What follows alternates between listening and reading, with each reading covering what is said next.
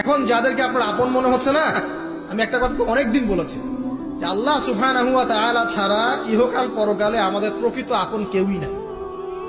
কথা বুঝতে পারছেন না? সময় হোক বুঝতে পারবেন। এই যে যাদের কথা চিন্তা করে আপনি দুর্নীতি করছেন, ঘুষ খাচ্ছেন, সুদ খাচ্ছেন, এরা আপনাকে চিনবে না মরার পরেই।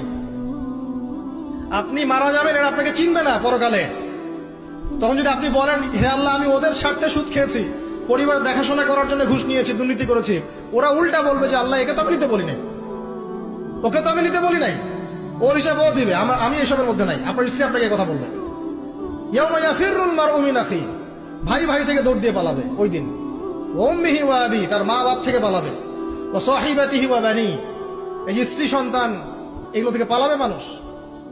লিকুল্লি ইমরিইন মিনহুম ইয়াউমাইযিন শা'নু ইউগনি, প্রত্যেক সত্তা সেদিন নিজেকে নিয়ে ব্যস্ত থাকবে। তো এখান থেকে শিক্ষা দেখেন যে পরিবার আদর্শ হবে যখন